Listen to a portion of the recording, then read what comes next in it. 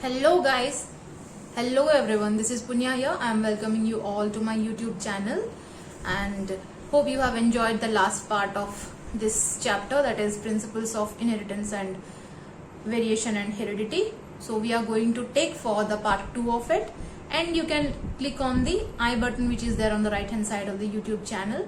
So let's go for the second part of it.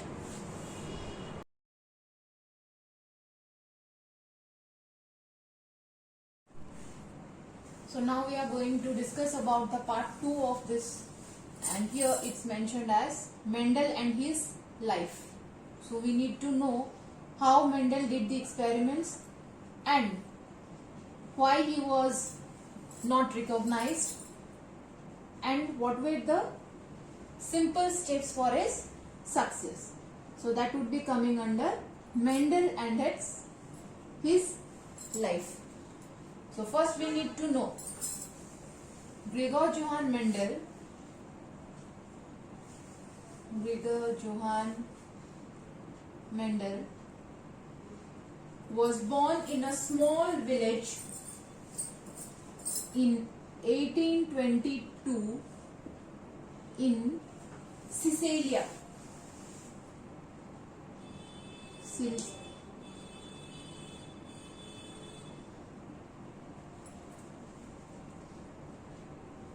A village in Austria.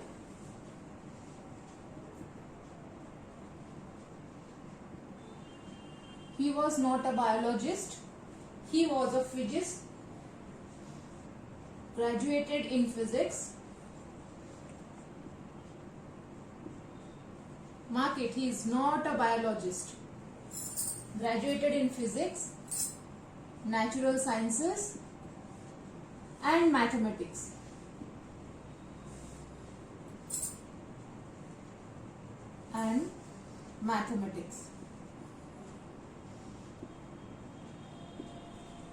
Next, why Mendel was interested in much of tea experiments and all? Because Mendel was by born, his father was a farmer. His father was a farmer, so he often went to fields with his father to learn few tricks. Next, at the age of 21, he was only 21, he joined a church. He joined a church as a priest and started preaching, where along with teaching he conducted experiments.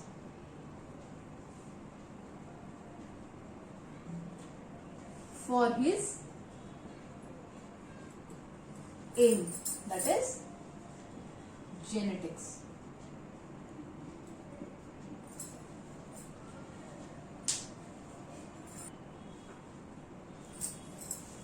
So he was preaching in the church, that means he was teaching the students of the church as well as he was experimenting. He did around 10,000 hybridization experiments. 10,000 hybridization experiments was done by him in 7 years. In 7 years. That is from 1856 to 1863. So for 7 long years he could do the experiments to give a perfect idea for genetics. He dedicated all his 7 years only for the concept of genetics, but he could not be succeed. Why? Because he published his work in 1866.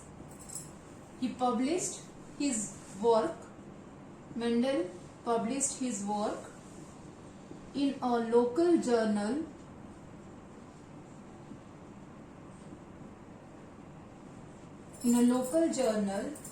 titled Experiments in Plant Hybridization. Experiments in Plant Hybridization.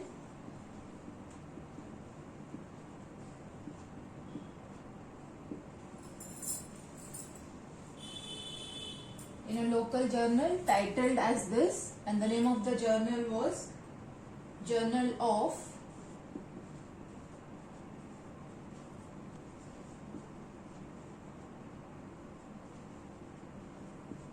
Brunn Natural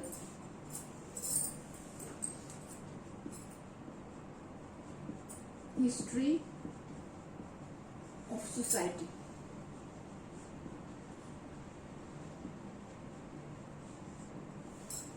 The journal name was this, and the title of his work he published was this: Experiments in Plant Hybridization in the local journal of Brunn Natural History of Society.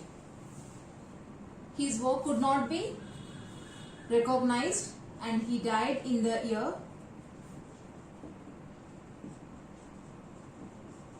1884.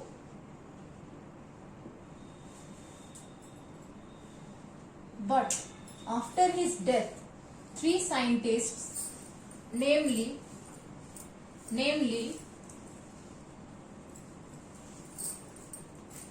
Hugo de Vries, Hugo de Vries, Carl Correns, and von Schirmack.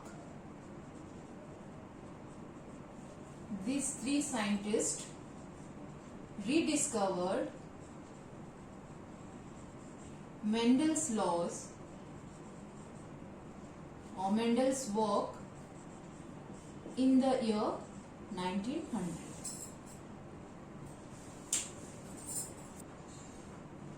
So now we need to know why Mendel's work was not recognized. So what were the reasons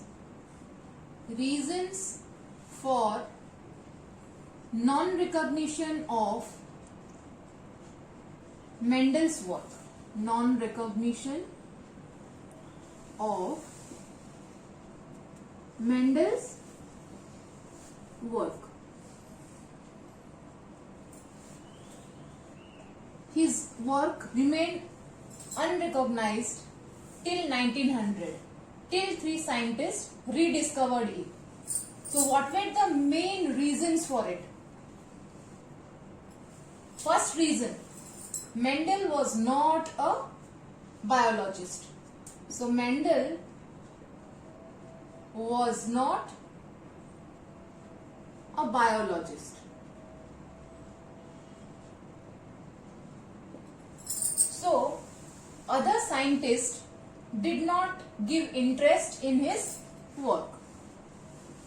Other scientists did not show interest in his work.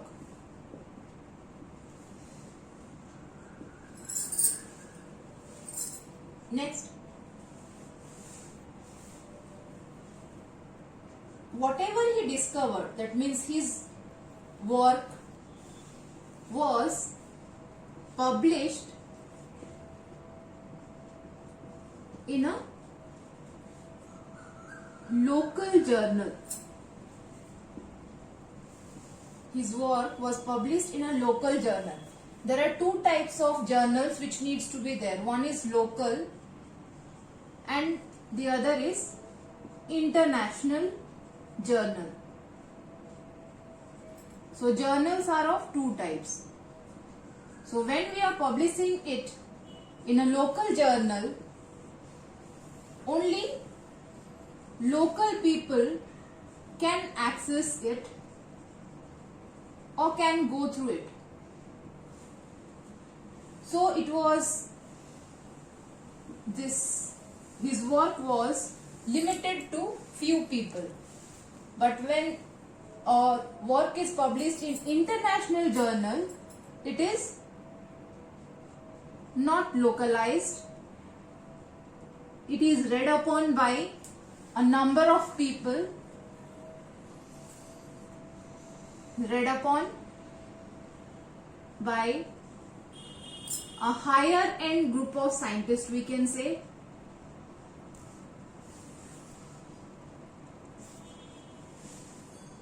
So his work remained confined to a limited number of people. So his work was not recognized.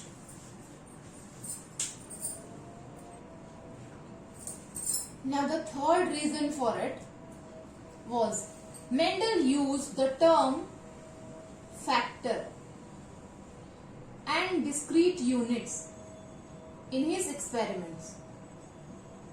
Mendel used the word factors or discrete units, which was not accepted,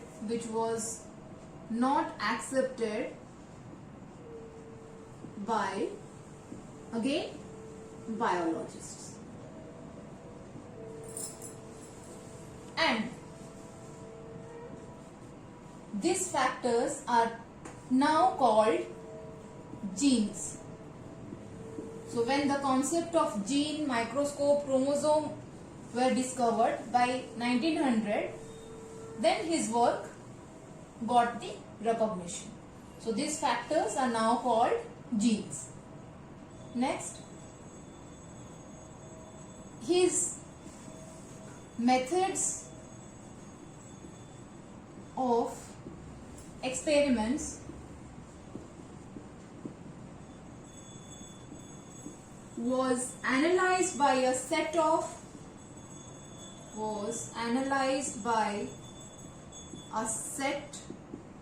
of mathematical calculations and reading. Mathematical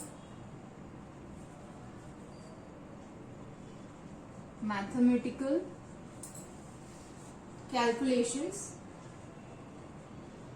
and reading, which was also not acceptable by different biologists. Last but not the least, Charles Darwin theory was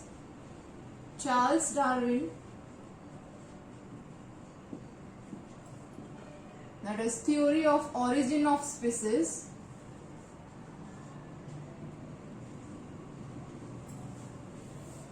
Theory of origin of species has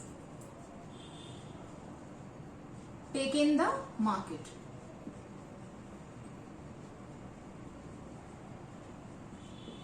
So Mendel's work could not find a good number of recognition or any recognition in the market or in the society. So now we need to discuss that what were the reasons for Mendel's success. He did a long tenure of experiment, that is 7 years, on plant hybridization. So first thing, the reason of success. First point is, what was the sample of his success? He took Pisum sativum for his hybridization experiments. He took pea plant,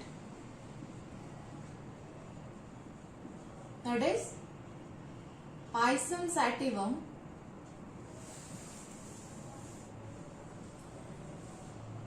for his hybridization experiments. This is the first reason for his success. There are a lot of, or we can say there are a lot of reasons why Mendel took this plant. We will be talking about this in this video after a few minutes. Second point is, he studied one character one or two characters at time of hybridization. So only one or two characters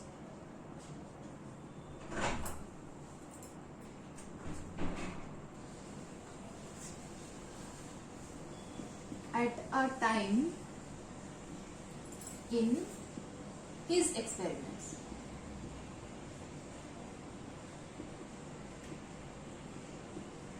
Okay. So only one or two characters at a time in his experiments was taken. That is also a reason behind his success. Next, since pea plants contain, suppose this is a pea, each pod contains too many seeds. So we can say large sampling size. Large sampling size help to analyze data properly.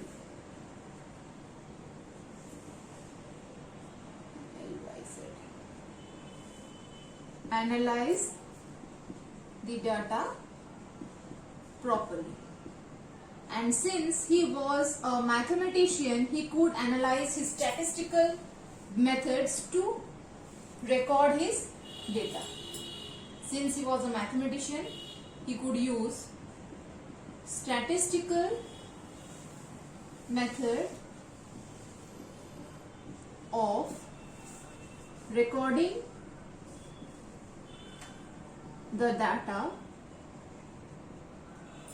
that were obtained from his experiments. Obtained from his experiments.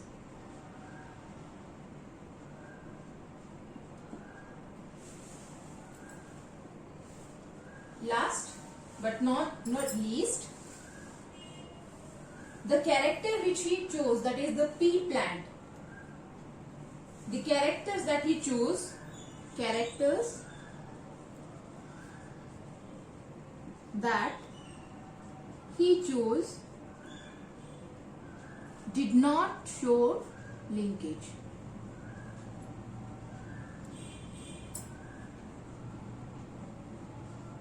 So these were the reasons for his success in the experiments. So now we need to know reasons for selecting Pisum sativum or garden pea as his experimental base or sample.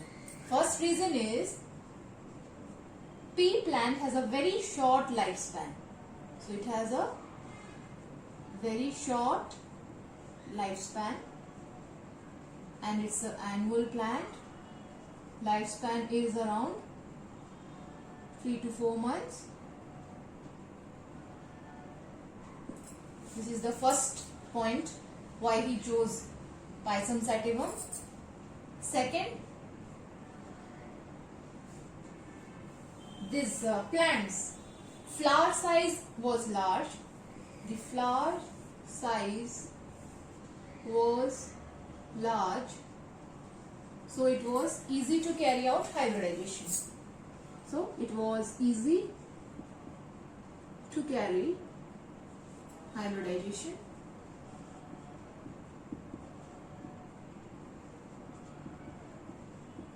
Third, Pisum sativum has very less number of chromosomes. We can say it has less number of chromosomes.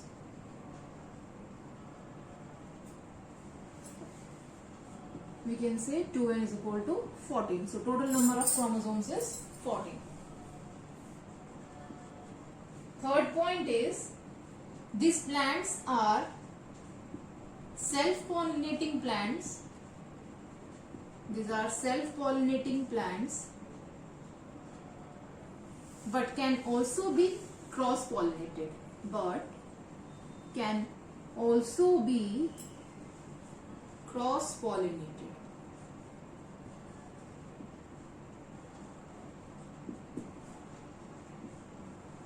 Next point is, he took around 14 true breeding varieties. He took around true breeding varieties.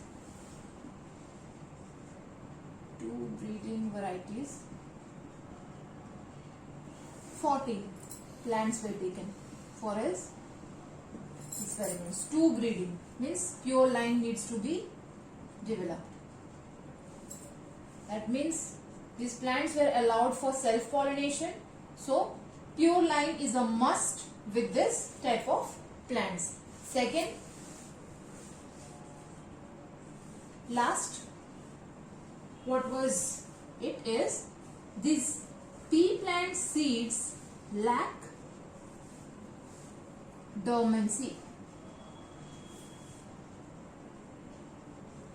They lack the dormancy. That means they can germinate quickly. They can germinate quickly. Last but not the least, F, G. This is the last point for reasons of selecting Pisum sativum. This plant show contrasting characters. These plants show contrasting characters, which was a very essential character for his experiments. So let's jot down the 7 contrasting characters which Mendel took. So we'll give some heading for it. First is the characters. There are 7 pairs which we are going to discuss now. Out of them, few are dominant. Each character is having a dominant trait and a recessive one.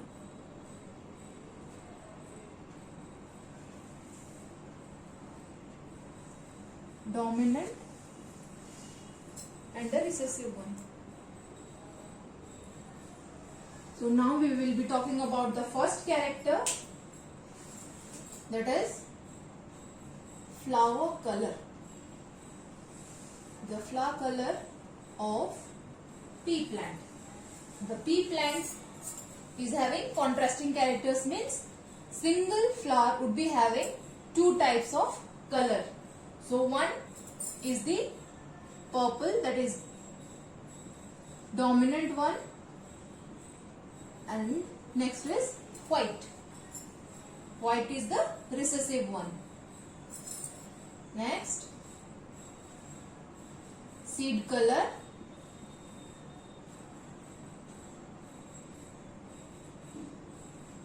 Shade. The next characters are seed color and shade. So seed color are, dominant one is yellow, recessive is green, and seed shape, dominant is round, recessive is wrinkled. Fourth and fifth character, pod color, pod shape, pod color is, dominant one is green and recessive one is yellow, and pod shape, inflated, and this one is constricted.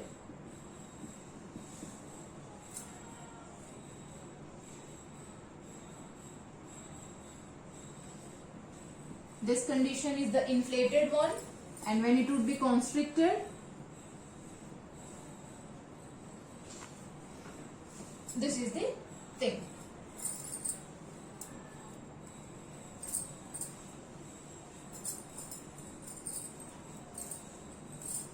next character is flower position.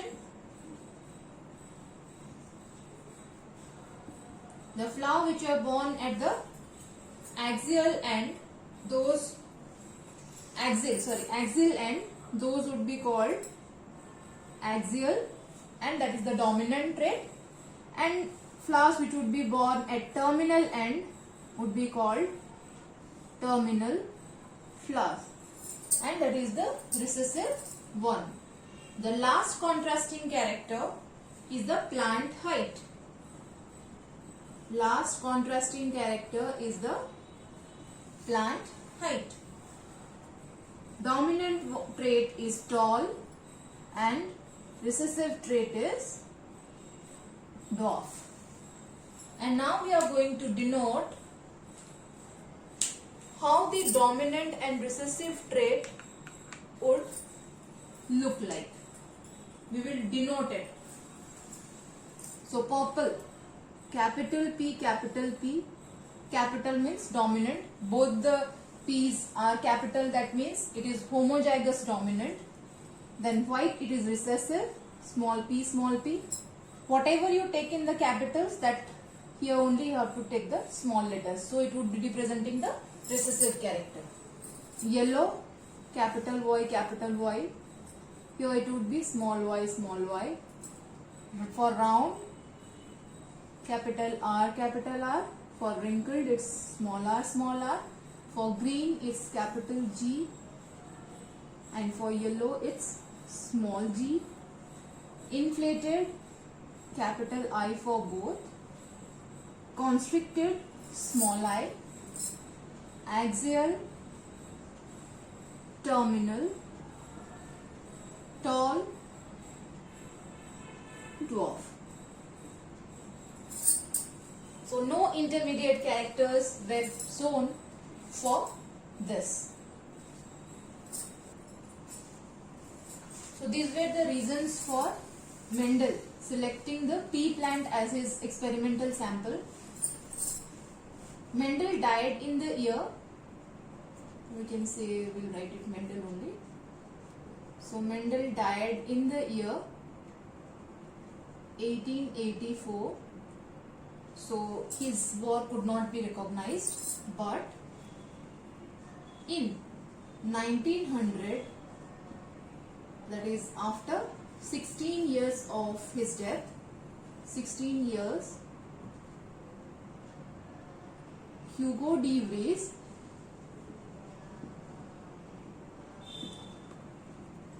Carl Correns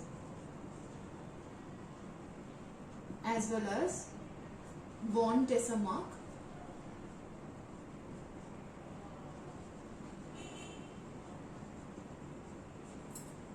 rediscovered Mendel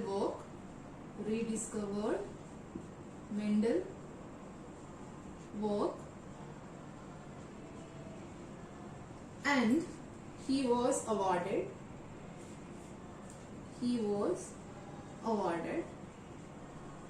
Nobel Prize for that. Nobel Prize in the same year. So he is known as the father of genetics. After continuously doing experiments for 7 long years, he could make out 3 laws. He gave 3 laws which we would be discussing in the next class, in the next video, that is part 3. So just check out and wait for my next video in next week.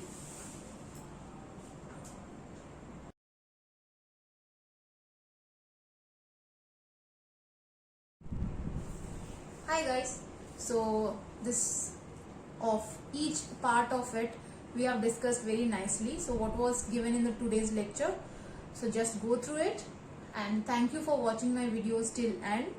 And please share, like and subscribe my channel, share it so that it can reach many people and help them to study at home. This is a COVID situation and I'm trying to help it to my level best. Thank you.